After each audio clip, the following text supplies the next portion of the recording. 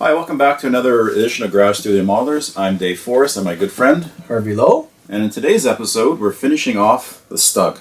Stug. A Stug. Stug? This is Stug. Stug. Stug? How do you pronounce that in German? Stimmgeschütz. Sturm. So Stug. So there's really no relationship. It's like nothing you can derive from Stimmgeschütz, the Stug or Stug. Right. Stug. Stug. Beautiful work, Dave. Thank you. Thank you. Yeah, it was kind of fighting me for a while. How so? Apathy. Well, okay. All right. Let's. I thought you were talking fighting for a technique. No. I just summer. Really? I just hit a bit of a rut. I just lost interest in it. Do you build like I build all year? I don't lose interest at all. No, I lose. Really? Yeah. Like in the summer, you'd sit outside and barbecue. Well, I don't know what it is. Huh. Because there's nothing. Because I usually model at night. Okay. Right, so like in the evening, Yeah. after Carolyn goes to bed, Yes. 9 o'clock to like a couple hours at the bench, 9 to 11 or so. But yeah, I don't know. Really? I hit a rut. I couldn't get interested. I wasn't lucky. I kind of lost interest in. Well, you brought it back. Look. Yeah, now I'm back. Because I've been seeing you. Lack of vitamin D. I don't know. Maybe, probably. You know, I build a lot, and that's pretty well all I do now. And I think you're amazing. Oh, your discipline. I can't. You know, my longest bench time, 14 hours. But I have YouTube sitting there playing like historical. I can't. 14 hours. I think maybe 3 or 4 hours for me with breaks and interruptions and distractions. I think once when I was building for a show, right. I think I spent a lot of time. Although I haven't partaken of the generous offers of some of our local guys. I know IP Miss Ottawa and Glenn does it. IP Miss Hamilton through Alan. They do these like sessions where you're on a camera. I haven't done those yet. I don't know how I'd react because I'm just sanding. But I certainly enjoy just doing like a group build. Yeah, online, probably through Zoom. I haven't done it yet, but I will. I promise. Guys. Well, how quick is that? Well, they'd have it running for like Glenn has his running for like the whole weekend, like an Easter build, stuff like that. Like a live stream. Yeah. Really? Yes. I don't know how well I'd react to that because you're building, you're talking, the camera's on. I mean, I'm sure it'd be fun. I haven't done that yet though, but one day I will. Like a Great British Bake Off. Bake Off, yeah. But this takes time. It does. And now, how long would you say? How riveting is it to watch somebody? Well, that's what I'm saying. Sand. Yeah. The wheel.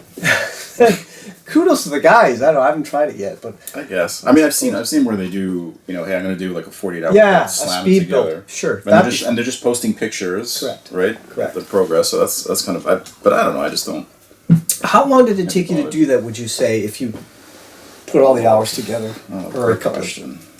I started. It's funny. I started off 2023 with a bang. I slammed 4 out in like 3 months. Wow. And then it took me the better part of the next 4 months to do one. Really? Yeah. Well, this one really, the whitewash kicks. Thank you. I think when I'm watching you, maybe this one taking you maybe 3 weeks, ish. That's pretty fast. It's a solid 3 weeks. Like you're working at it. Solid 3 weeks. 6 to 8 hours a day. Yeah, probably easily. But there's a lot of depth to that. Over 4 months. Yeah. Okay. Yeah. Okay. Yeah, and maybe sometimes. Like I'm the type of person. So if I get stuck on something, I ruminate about it. I just got to walk away and I just kind of think about it, and then I don't think about it, and then maybe I distract myself with another project. Like I started a few other projects, which are even in far less of a finished state than this thing is. And then all of a sudden, the answer comes to me. Right. It's just very random. Like some people are very methodical. You strike me as one of those people, right? You just work through an issue. Here's what I'm going to do. I'm going to try this. I'm going to do this. Very, very structured. I'm very random. Really? Yeah. It just sits with me and then boom, like poop out an answer. Yeah, but we're not going to talk about your professional career because that's your business. But the business you do during the really, Same. I think it's just the way I'm wired. I don't know. You don't seem. I mean, after a while. Yeah. You see things like the same problem, same type of problem. You say, okay, well, here's what you do. But when you get stuck with something new, you're like, how do I handle this? It's true. Model building does have problem solving, right? Which kind of makes it fun. Just quickly, one time I'm working on a diorama of a ship in a harbor, big ship, and it's on a tilt, right? Oh, is this that anti-aircraft? It's one of these shelf queens. And so I thought, all right, I got to put it on. I'm on a acrylic, the water. The epoxy water tilted and leaning. And I thought, well, how do I cut the hull?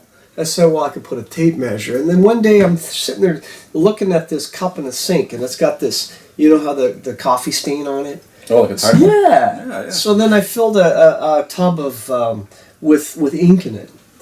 And I put the hull, this big, it's 350. I put the hull in the tub with the ink, and it tilted to the way I want. Guess what? The ink line shows up exactly. And that's what you use to cut. And you cut the line. How'd you cut it? With a motor tool, Dremel motor tool. Very good. Yeah. See?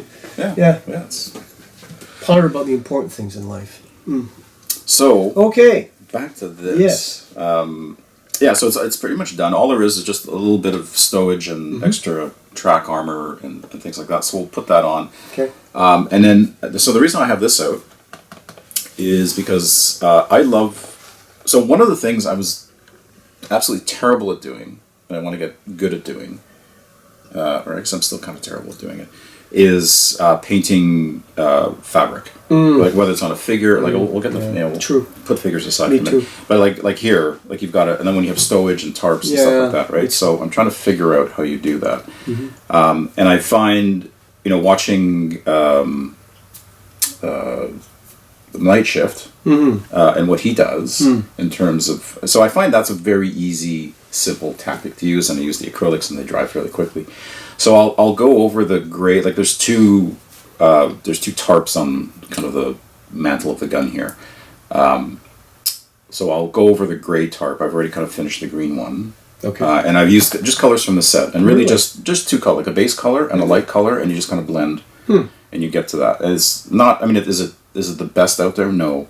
But is it good enough for my purposes for this? I think so. Yeah, right? Yeah, as long as it's got depth. Yeah, right? Yeah, as long as it shows something, right? Like I do know that's the figure guys. You get these big shows in Philadelphia, Chicago. Yeah, it's right? amazing, otherworldly. It is, and I've heard that some of those guys say that you've at least got to have several. If you're going to be in the running for that type of shading, you've got to have like three up and three. You know what I mean? Yeah. It's not just one or two, but you look at that. The figure itself is the masterpiece. It's a work. Yeah. For these, I'm like you. I just want enough to get the accessory going. Yeah. Otherwise, you'll never finish it. Well, and it's something you like anything. Yeah. The more you do, the better you get. That's very true. Right? Like it's just practice. Like it's I read somewhere. It takes 100 hours to get good at something. It takes, 2,000 hours to get great at it. It's true. And I think that the more you do, the faster you get. Yeah. Oh, absolutely. Right? Yeah. I find with an airbrush now, doing tight pattern lines, which I love doing, it's just so quick for me. But then if you don't do it, it's kind of hard getting back into it. Yeah, exactly. Like if you do something and you step away from it, it takes a little bit to get back into the rhythm. For sure. This one sure looks great. The depth in the whitewash is fabulous. So you're going to use these on the cover. Yeah. So just a couple of there's two grays, like a base Panzer field green gray, and a lighter color. Now I've noticed that this. I was just talking to you just before we started here. This brand, you said they do other uniform sets. So in other words, like they're all the range of colors is already in the box. Yeah. You don't have to. Yeah, it's almost paint by numbers. Wow. Yeah. I have never used them. They're great, and they dry matte. They work well. The secret though, and I'll show you when we do it, is to put a little bit of detergent or like dish soap to break the water tension. Really? Yeah. I use that on airbrushing tight camo patterns. A couple of drops of dish liquid in the paint. So that does it for this too. I will try it. For when you're using, like if you're using lacquer paints or not, like you have to worry about it because that's cool. Tension is taken care of. But yeah, for water, because water has natural tension, right? So very nice. So we'll do that. But that's really the only kind of live. The rest of it will be just gluing stuff on, right? Gluing the extra track armor and whatnot. Looks great. And then we'll talk a little bit about how I did some of the stowage, and whatnot. So we'll get into it and go through the details and wrap this baby up. Okay, so let's start gluing some stuff on here. So I've left some of the stowage off. So I've got a little bucket that the crew would use for the whitewash. Which we'll put on the back. We'll kind of hang it off one of the track holders at the back. I've got a long section of track that I built up that will go on the back.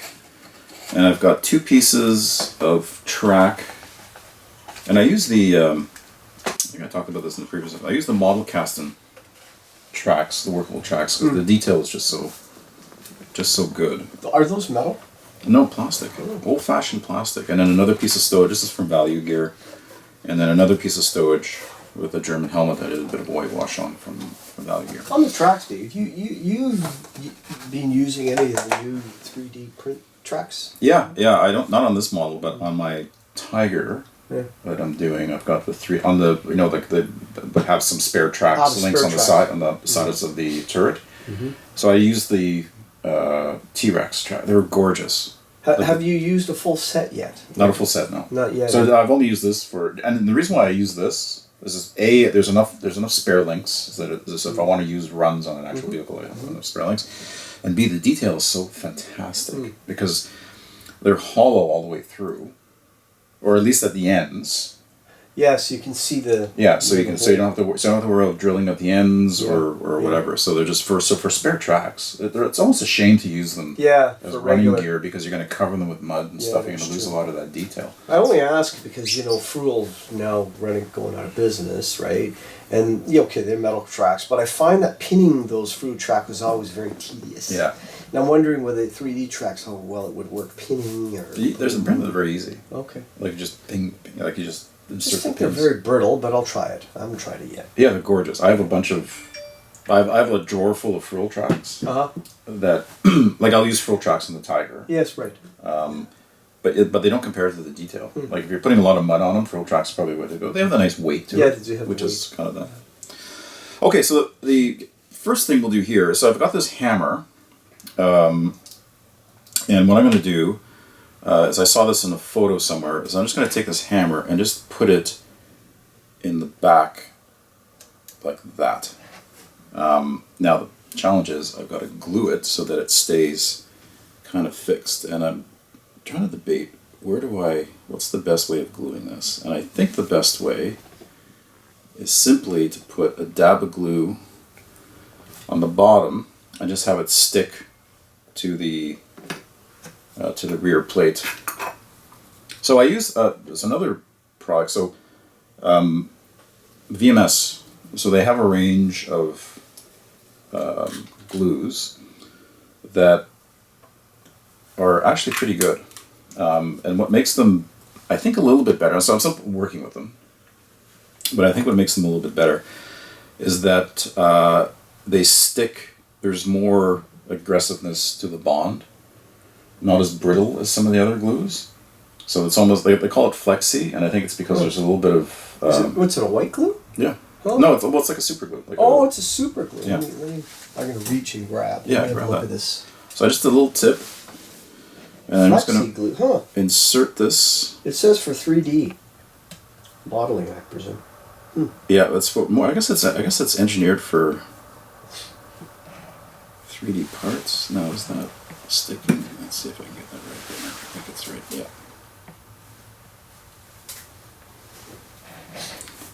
So let's see how that looks. Yeah. So it's a nice little detail. So this hammer was a part that I salvaged from the kit. And the kit comes with the clamps molded on. So I cut off the clamp, sanded it down, and just inserted it in the back. And much like I did with the nipper, or I guess the cable cutters or wire cutters or whatever you want to call these here. The cutters here on the side where I just put them through a loop. Just something different, right? Because again, maybe the crew salvaged this from another vehicle. I see. Yeah. Right, just to make it. And then the other thing I did is I used 3D clamps for the tow cables, and I just ran. So instead of running it through how they recommend you do it, like they have a couple of holders here, I just kind of strung it all the way through and had it come down, and then the other cable's just missing. How do you cut the 3D cables off their gates? Do you saw them, or because they're brittle? Depends. Yeah, they're brittle. Sometimes you can just twist them off. Oh, okay. And then other time, like sawing is probably the safe. Like you don't use a nipper. Right. That's not right. Break it. You'll break it. Yeah. Right. Yeah. Be very careful with that. Okay. So the next thing we'll do is we'll glue this piece of stowage. So I've already kind of pre-planned where the stowage is going. So I've got the kind of the red box here. I'm going to put this little guy in the middle here, and this guy will sit over here. So all I do is I just take a bit of glue, again the same, and I just put a little bit underneath, like so, and then I drop it on the vehicle very carefully, like that, and then that will not go anywhere. Like so. So we'll let that dry, and then that'll stay on the vehicle, so it's not going to go anywhere.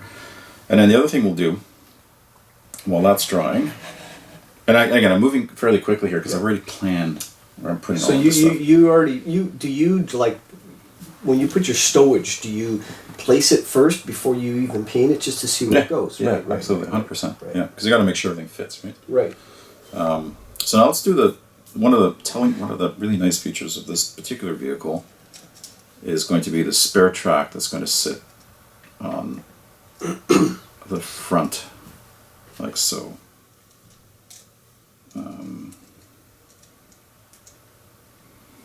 Like that. Let's try this one over here. This one, let's move these around. So one has slightly more whitewash on it than the other.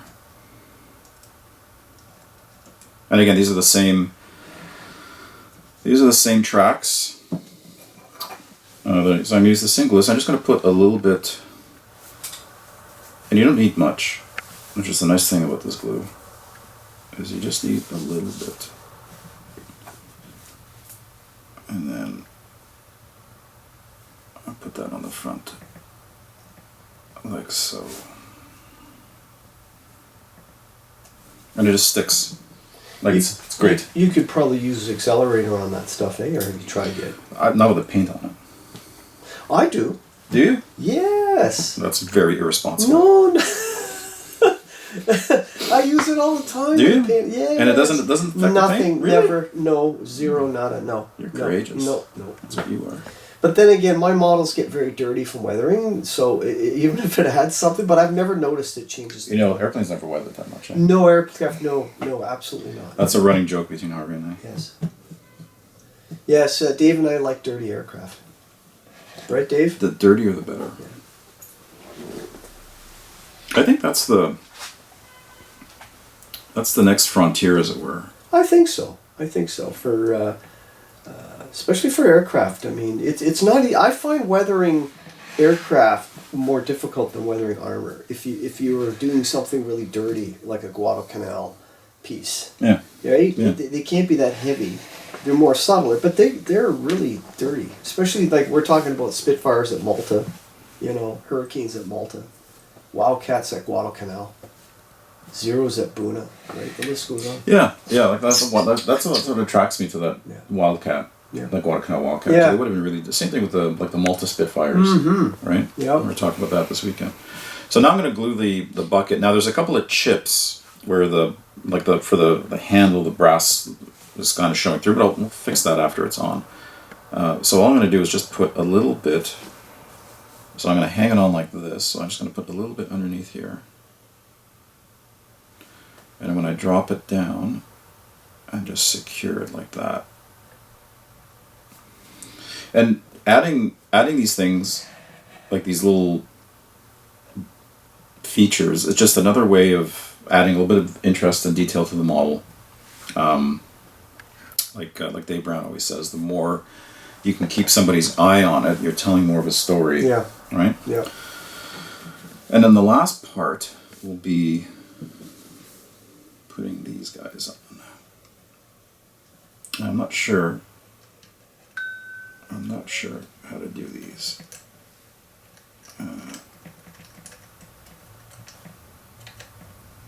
Like so. So they're a little bit. So I got to figure out what's the best way of gluing these on, and I think the best way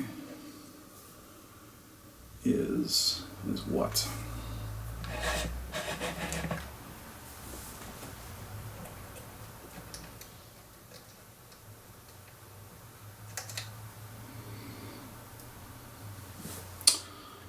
What is the best way of gluing these on? I think just a little bit of glue. Now again, if there's if there's a bit of a shiny spot from the glue, you can just go hit that with some matte later and that'll disappear. Does this glue allow any setting time, or is it pretty instant? It's pretty quick, which is nice. I do like epoxy 5 minutes still, for if you want time to adjust. Yeah. But come to think of it, I have not yet come across a 5-minute epoxy that's already pre-mixed. It's all using 2 tubes. Yeah, so I just kind of figured this out on the fly here. So I'm just going to put a little bit of glue at the bottom, because that way when I slide it down, it's not going to smear and drag the glue. It's just at the bottom and that'll form. So you're figuring it out on camera now, is that it? Yeah. Yeah, because I don't rehearse this. Well, I rehearsed where I was putting everything. I just didn't think about where I was going to put it. Well, if you enter in a contest and it's crooked, you're cooked. I'm just saying. So you better get it right. No, better not muck it up. No stress. There we go. And again, the nice thing about this glue is you just need a tiny bit. And it does the trick.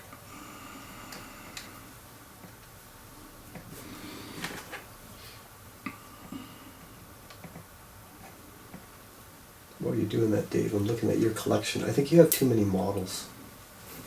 Way too many. Yeah, I think you're right. I only have 5 in my collection. But you know what it is? It's the possibility. It's the options. Yeah, I hear you. You know what I mean? Yeah, I want to do this. Yeah, for sure. I may want to do this one day. Yes. I want to have that option close by.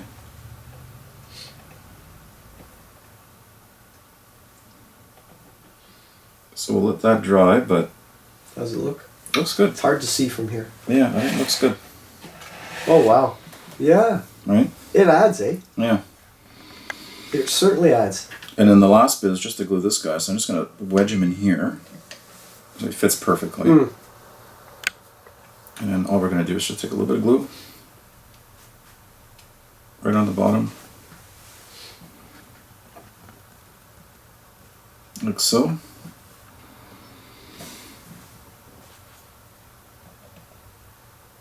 And down he goes. Done. Oh, wow. Yeah, it does make sense to pre-plan where the stowage goes. Yeah. Because if you don't, then your glue, it's crooked, it doesn't look right. Yeah. So, while all that stuff's drying, let's work on just doing a little bit of a gray tarp. And then I'll talk about... So the only thing that's missing on this is a machine gun, an MG. Right. An MG34, but I've got a couple of options. I'll talk about that in a minute. But let's put that aside.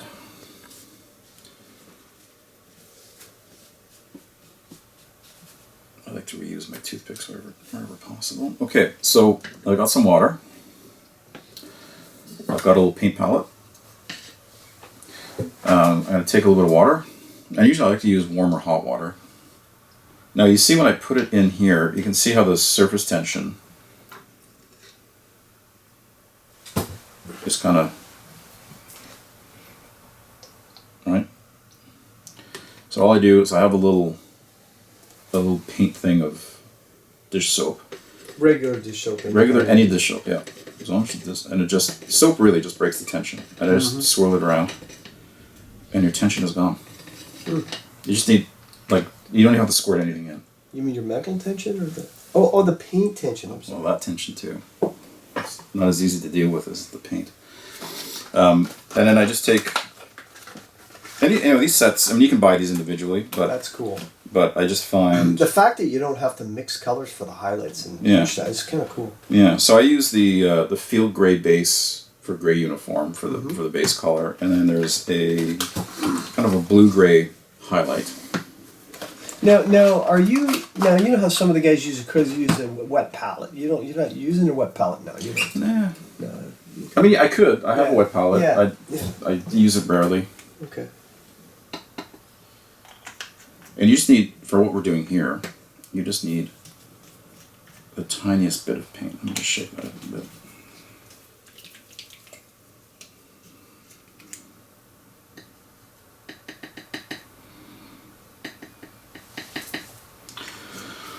So what we're going to do is I'm just going to go after and it's you need to use a good brush for this. And then what I do is I just pick up a little bit of water, a little bit of the base color, and highlight color, and I get something that's kind of in between. Now I'm going to go a little bit lighter because this is kind of a final highlight color. But you can see it's like a thin mix. Right? It's like yeah, you very get thin. the excess off of a paper towel. Oh, thanks, Robin. Thank you. And then all I'm going to do is I'm just going to hit What are you doing now? The highlights? just the highlights, yeah. Yeah, right. So I'm just going to hit very, and you can see it's just, I'm just kind of dabbing it on, very translucent. So you're just kind of building this up.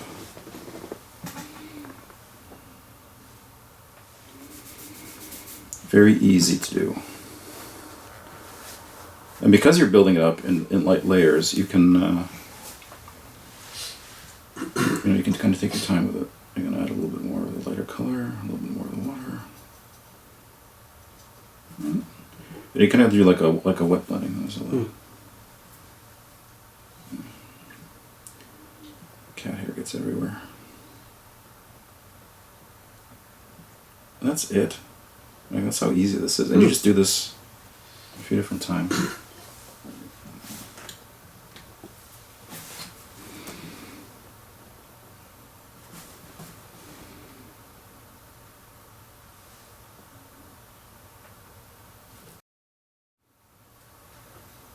And I'll kind of go with straight highlight color.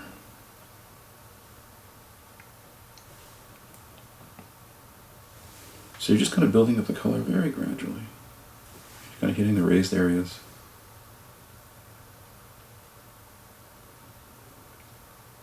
Again, this is something that with practice you'll get better and better at. Like anything.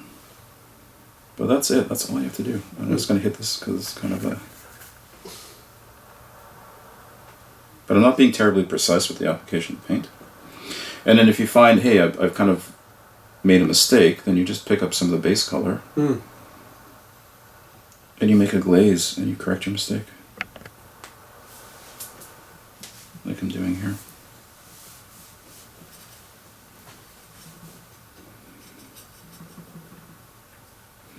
So it's a very easy way that allows you to go back and forth. And I'm just kind of blending this part in here. And it dries nice and matte. Go back and pick up some of the highlight color. So I'm just going back and forth.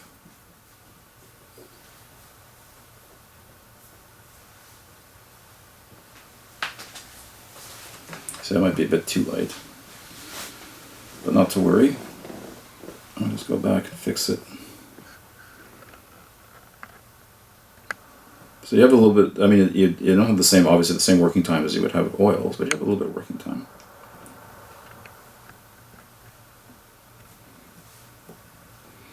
And then you can blend it long enough, blend that back in. Get some more of the dark color. Right, I'm going to fix that. Very easy. And that's all there is. I mean, that's as simple as it is. And she's done. The only thing I need to do now is build a base for it and the machine gun, which I should talk about very quickly. So, obviously the kit comes with a machine gun. It's pretty detailed, pretty nice. But I had, in my stash, I had one of these... I don't know where this is from. I picked this up at a show. What's that do? It's like a resin. Here, let's get this out of the way. Don't cause any trouble. Get these out of the way. This out of the way. Looks complete. Looks great. Thank you, sir. Likes the snow effect. Yeah, the first time I do. Yeah, it looks good. First time I do it. But we have, this nice resin machine gun option, which is like a small kit in and of itself. Or you can get a really nice 3D printed option from Gas Patch. And these are gorgeous. Yeah, Gas Patch make really nice stuff. Yeah. Yeah. Yeah. I put one of the guns on my Caproni. look at this. Now you got to cut it, and you got to remove it and be safe about it.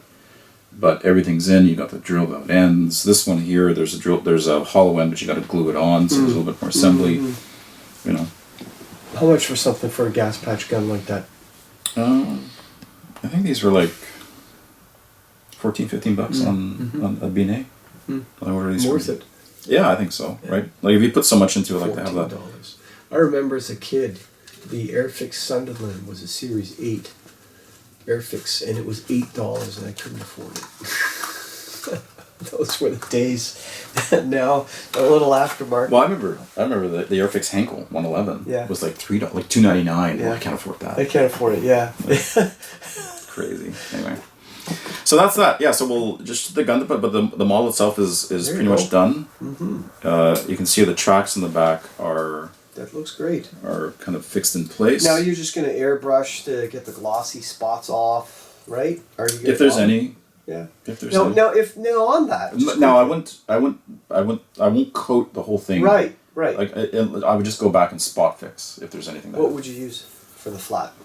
Like a simple acrylic, like the Lucky Varnish. Yeah, I find if you've got spots like that you want to touch up that's gloss, a paintbrush is more than sufficient, especially on armor. Like aircraft, maybe not, but armor, just why break out the airbrush? And then I find if you airbrush, like that model's got the right tone and texture. If you airbrush flat over the whole thing, I think it dilutes your weathering. Well, it does, and then this one I gotta be really careful because because of the melting snow, it's glossy on the kind of like there's a little bit of, so if I spray everything, I lose that. Right. But I don't like I like the less product. Like you got to do it on an aircraft. Like you got to put a bit of gloss on an aircraft for the decals, but for decals. Agreed. Decals so that's all. I think you can get away with it, and without destroying your weathering. Great.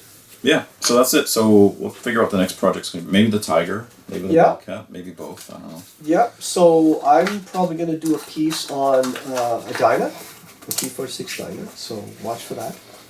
Okay. Yeah, I'm interested. Yeah. So that kind of wraps it up for this episode of Garage Studio Maulers. Thanks, Harvey, for partaking. Robert, always couldn't do it without you. Yeah. And thanks everybody for hanging out. We'll see you next time. Take Cheers. care.